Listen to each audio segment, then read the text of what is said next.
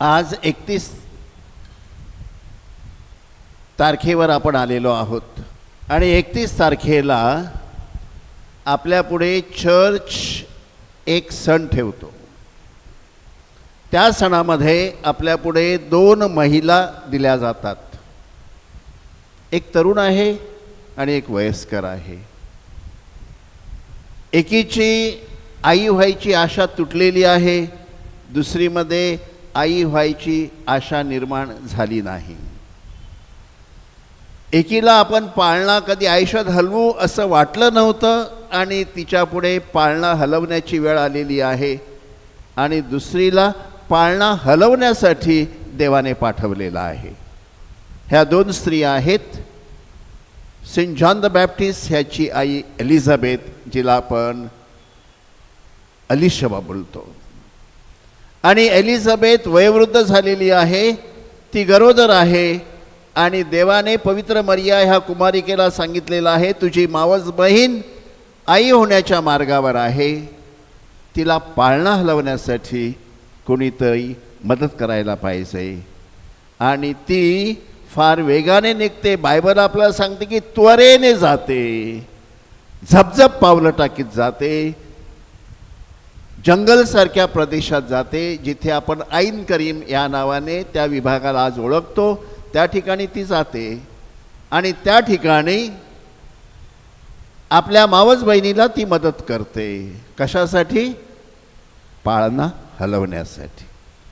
अवघे 6-7 तास आहेत आणि 6-7 तासानंतर आपल्या ह्या चर्चच्या समोरून लोक चालत जाणार आहेत, ते रमेद माऊलीकडे जाणार आहेत।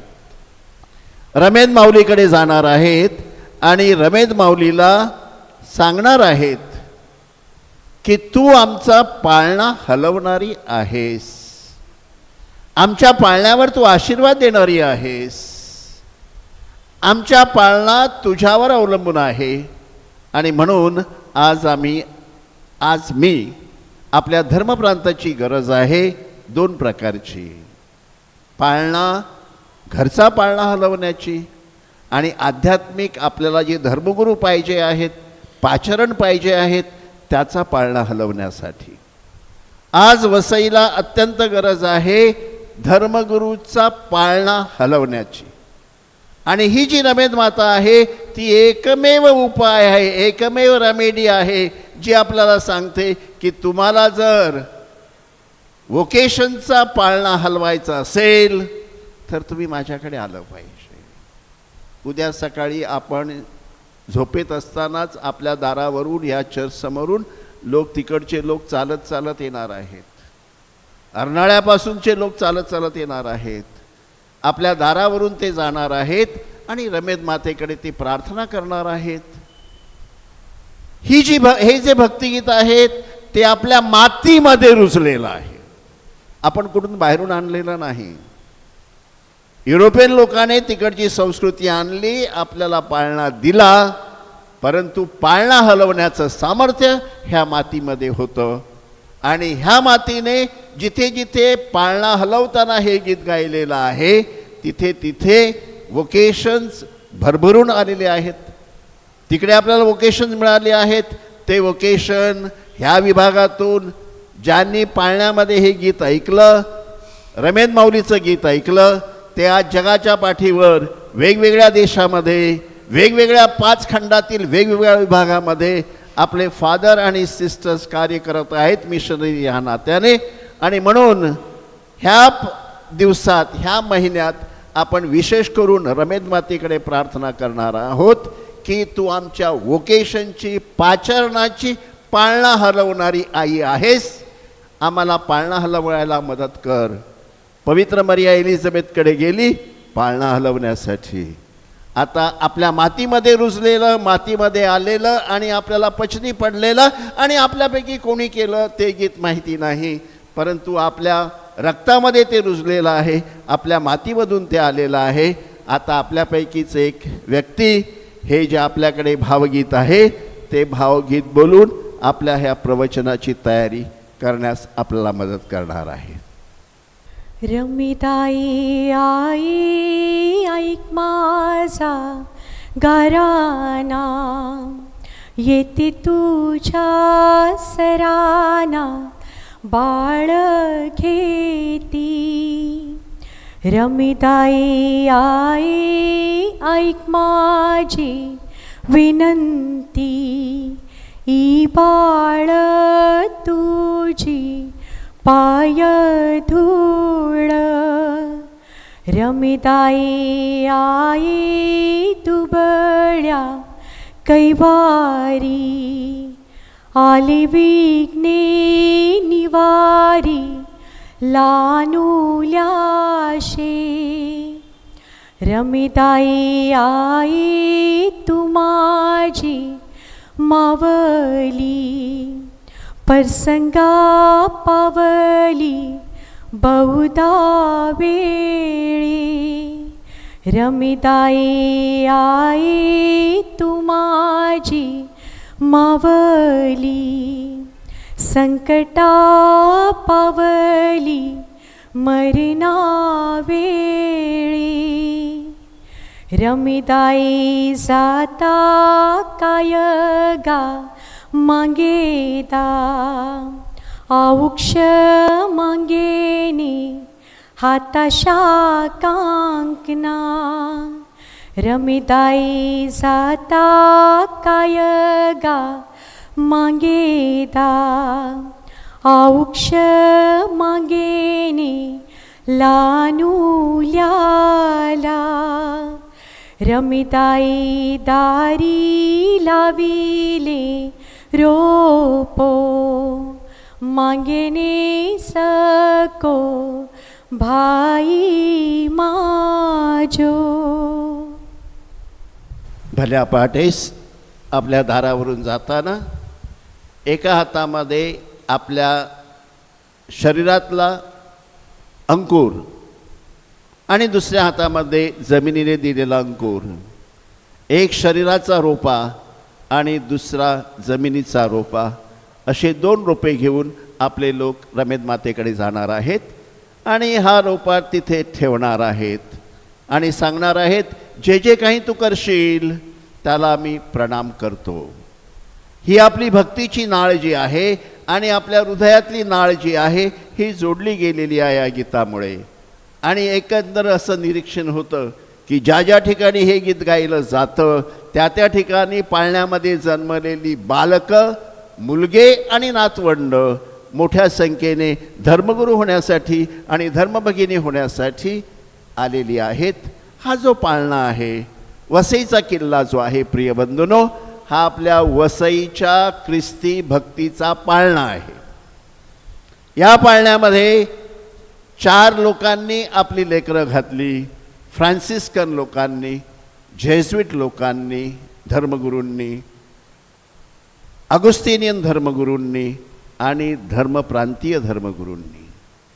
ही जी चार पाळणे आपल्या वसईला आले त्यातला एक महत्त्वाचा पाळणा होता डॉमिनिकन संघांच्या धर्मगुरूंचा.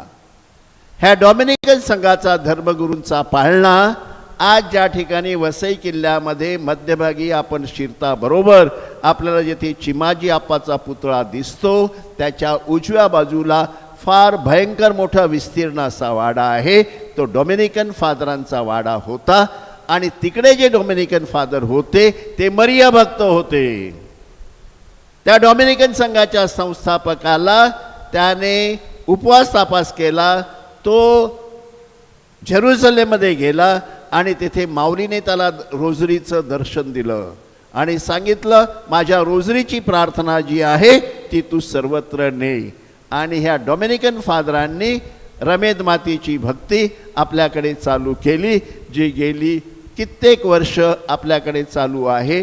विशेषतः या जून महिन्याच्या दर शनिवारी आपण पायी जातो, पावसा पाण्यामध्ये जातो आणि मरिया भक्तीच्या चरणाशी आपण आपली भक्ती ही ठेवत आलेलो आहोत. गुन्सालो गार्सिया हा आपल्या पाळण्यामध्ये वाढला. त्याचा पाळणा जो होता तो फ्रान्सिस्कन धर्मगुरूंनी आपल्यामध्ये ठेवला. आपण डॉमिनिकन धर्मगुरूंचा अभ्यास करत असताना हे जे डॉमिनिकन धर्मगुरू होऊन गेले ते 12व्या शतकामध्ये होऊन गेले. आपल्याकडे 300 वर्षाने ते आले आणि त्याने 1564मध्ये 83मध्ये आपल्याकडे हे चर्च जे आहे ते उभं केलं. सुरुवातीला त्यांनी फक्त झावळ्याचं चर्च उभं केलं, पण आता जो वाडा तिथे आपल्याला दिसतो आहे तो जवळजवळ 400 वर्षापासून जास्त वर्ष आपल्यापुढे उभा आहे. हा जो मरिया भक्तीचा पाळणा आहे, तो मरिया भक्तीचा पाळणा प्रिय बंधूंनो आपल्या वसईला अत्यंत महत्त्वाचा ठरलेला आहे. ही मरिया भक्ती म्हणजे नुसती तोंडी भक्ती नाही, ती आपल्या रक्तामध्ये तिने ओतलेली आहे. आणि म्हणून आपण बालगीतं जेव्हा अंगाई गीतं जेव्हा वापरतो आपल्या मुलांसाठी आणि आपल्या नातवांसाठी, तेव्हा त्यांच्या हृदयामध्ये आपण मरिया भक्तीचं एक अंग जोपासत असतो. आणि म्हणून आता तुमच्या पुढे ते गायन मी बोलून दाखवलं. त्या मरिया भक्तांनी, त्या डॉमिनिकन फादरांनी धोवळी नावाचं आपल्या होळीजवळ जे गाव होतं त्या ठिकाणी आपली वस्ती स्थापली. त्याला आज आपण रेमेडी म्हणतो. आज आपण धोवळी बोललं तर कोणाला समजणार देखील नाही, रेमेडी म्हटलं तर सगळ्यांना कळेल. कारण रेमेडी म्हणजे त्याने सांगितलं, तुम्हाला रेमेडी पाहिजे हिच्याकडे या, तुम्हाला इलाज पाहिजे हिच्याकडे या, तुम्ही अंधारात आहात हिच्याकडे या, तुम्हाला औषधाची गरज आहे हिच्याकडे आहे, तुम्हाला रेमेडी पाहिजे हिच्याकडे या. आज वसईला एक अत्यंत महत्त्वाची रेमेडी पाहिजे, ती म्हणजे पुत्रांची. जे पुत्र धर्मगुरू व्हायला पुढे येतील अशा पुत्रांची गरज आहे वसईला. आणि म्हणून ह्या वर्षी आणि ह्या महिन्यात विशेष करून आपण रमेदी माऊलीला प्रार्थना करत आहोत की आमचा पाळणा, वोकेशनचा पाळणा हलू दे आणि फक्त तूच तो हलवू शकतेस. आजच्या दिवशी पवित्र मरियेला पाठवण्यात आलं एलिझाबेथच्या घरी. कशासाठी? की ती वयोवृद्ध झालेली आहे, तिच्या घरामध्ये पाळणा हलवायला पाहिजे, तुझ्यासारख्या तरुणीची गरज आहे. आणि पवित्र मरिया त्वरेने तिकडे जाते. त्याच पवित्र मरियेने त्वरेने आपल्या ह्या डायसिसमध्ये यायला पाहिजे. आणि आपल्याकडे एक प्रकारचा दुष्काळ होऊ पाहत आहे. आज आपण मुंबईकडे नजर फिरवली तर मुंबईला गेल्या वर्षी 10 फादर झाले, यंदा देखील 10 फादर झाले. म्हणजे त्यांच्याकडे तरुण रक्त फादर होत आहे. आपल्याकडे तशी परिस्थिती दिसत नाही. गेले 2-3 वर्ष जर आपण बघितलं तर कोणतेच तरुण फादर झालेले नाहीत. आजच आपण एका फादरांना अखेरचा निरोप दिला. दुसरे सुद्धा आपले फादर वयोवृद्ध होत आहेत. आपला पाळणा हलायला पाहिजे, वोकेशनचा पाळणा हलायला पाहिजे. आणि म्हणून हे डॉमिनिकन फादर आपल्याला सांगत आहेत, तुम्हाला पाळणा हलवायचं असेल तर रमेद मातेकडे या. आणि ह्या रमेद मातेचे जे भाविक आपल्या ह्या दारावरून आणखीन 7-8 तासाने जाणार आहेत ते आपल्याला सांगणार आहेत की ही जी भक्ती आपल्या मुलांच्या आणि नातवांच्या पाळण्यामध्ये जोपासली गेली, हे दूध जे ह्या अंगाई गीताच्या द्वारे पाजलं गेलं, त्याने आपल्याला वोकेशन्स दिली. अधिक वोकेशन ज्या मुलांनी हे गीत गायलं आणि आपल्या रक्तामध्ये आणि रंगामध्ये जोपासलं, तिथून आपल्याला अनेक धर्मगुरू आणि धर्मभगिनी जन्माला आलेल्या दृष्टीस पडत आहेत. आज आपले धर्मगुरू आणि धर्मभगिनी आफ्रिकेत आहेत का? आहेत. जपानमध्ये आहेत का? आहेत. युरोप अमेरिकेत आहेत का? आहेत. त्यांची जोपासना कुठे झालेली आहे? ह्या रमेद मातेच्या पाळण्याने केलेली आहे. आज हीच रमेद माता जी आहे, तिच्याकडे येशू येतो, एका वेगळ्या रूपाने येतो, गाब्रिएल देवताच्या रूपाने येतो आणि तिला सांगतो, तुझ्या माऊस बहिणीला तुझी गरज आहे. कशासाठी? पाळणा हलवण्यासाठी. तिचं वय झालेलं आहे, ती गरोदर आहे, तिला लवकरच पुत्र मिळणार आहे, परंतु पाळणा हलवण्यासाठी तुझी गरज आहे. आज आपण ह्याच पवित्र मरियेकडे विशेष प्रार्थना करतो की आपल्या जमिनीमध्ये, आपल्या रक्तामध्ये जे अंगाई गीत, जे भक्तिगीत उदयाला आलेलं आहे, ते भक्तिगीत घेऊन आपण पवित्र मरियेकडे प्रार्थना करत आहोत की आम्हाला वोकेशनचा पाळणा हलवला गेला पाहिजे. हा वोकेशनचा पाळणा आमच्यातून गडप होत चाललेला आहे आणि पवित्र मरिया तुझी आम्हाला गरज आहे. आज आम्ही ह्या प्रार्थनेच्या वेळेला हा विशेष हेतू घेण्याचं कारण आज पवित्र मरिया आणि संत एलिझाबेथीचं आपण स्मरण करतो. आणखीन 2-4 तासामध्येच आपले लोक भक्तीने रमेद मातेकडे जाणार आहेत. एका हातामध्ये बाळ घेणार आहेत, दुसऱ्या हातामध्ये रोपा घेणार आहेत. परंतु बाळाच्या हृदयामध्ये जे भक्तिगीत त्याने घायला पाहिजे, रुजवायला पाहिजे, रोपा लावायला पाहिजे, ते धारिष्ट्य आपल्या आईमध्ये निर्माण व्हावं म्हणून आज आपण विशेष प्रार्थना करत आहोत. आजच्या दिवशी आपण पाचारणाचा दिवस पाळत आहोत, पाळण्याचा दिवस पाळत आहोत. तिच्या हाती आपण पाळण्याची दोरी देऊया आणि तिला सांगूया की आमच्या डायसिसमध्ये, आमच्या धर्मप्रांतामध्ये आम्हाला वोकेशन्स पाहिजेत आणि पाळणा हलवण्यासाठी तुला ऐन करीम ह्या डोंगराळ भागामध्ये देवाने पाठवलं. आमच्याकडे तू ये आणि आमचा पाळणा हलव. आणि ह्या रमेद मातेला सांगतो, रमेदाई जाता काय तू मागशील? रमेदायला जाताना मी बाळकाकरता स्वास्थ्य मागेन. रमेदायला जाता तू रोपा देशील, काय तू मागशील? हा रोप्याला मी जीवदान मागेन. आपण जो रोपा नेऊ, भावनिक रूपाने नेऊ, हातामध्ये नेऊ, हा रोपा आपल्या हृदयामध्ये सर्वप्रथम असला पाहिजे. आणि पवित्र मरियेकडे आपण प्रार्थना करूया की एक प्रकारे हा रोपा लावायची गरज आपल्या धर्मप्रांतामध्ये निर्माण झालेली आहे.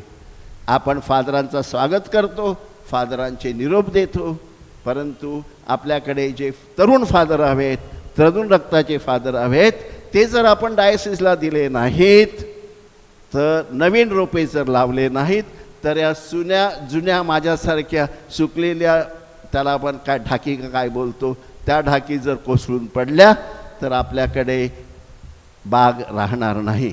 आणि बाग जर आपण हवी असले तर एक सुका नारळ पडताबरोबर त्याच्या जागी नवीन रोपा आपण लावला पाहिजे आणि तो पाळणा हलवायची शक्ती तिच्यामध्ये आहे. म्हणून आपण हे भक्तिगीत तुमच्यासमोर सादर केलं गेलं. तुम्हाला ऐकू आले की नाही मला माहिती नाही, पूर्णपणे समजलं की नाही मला माहिती नाही, परंतु ह्या भक्तिगीतावर मी थोडीशी चिंतनिका पण लिहिलेली आहे, ती तुम्ही पाहिजे तर वाचा. आणि ही काळाची गरज आहे की वसईला मरिया भक्तीचा पाळणा आणि वोकेशनचा पाळणा हलवला गेला पाहिजे. क्षणभर आपण शांत राहूया. आपल्याकडे पदर नाही, पण तो आपण भावनिक पदर तिच्या पुढे पसरूया आणि तिच्याकडे भिक्षा मागूया. मी सुवार्तेची चिंतनिकेची सुरुवात करताना माझी आई कशी भिक्षा मागत होती आणि ती दारोदार कशी फिरत होती पदर पसरून, त्याविषयी मी लिहिलेलं आहे. तशा प्रकारे आपण एक प्रकारे तिच्या पुढे पदर पसरूया आणि प्रार्थना करूया की आमच्या पदरामध्ये तू देणगी घाल. आमच्या धर्मप्रांताला वोकेशनची गरज आहे, ती भिक्षा तू पुरी कर. आमच्या धर्मप्रांतामध्ये धर्मगुरूंचे रोपे लावले गेले पाहिजेत, ते रोपे लावायला तू आम्हाला शक्ती दे. पिता, पुत्र आणि पवित्र आत्मा ह्यांच्या नावे आमेन.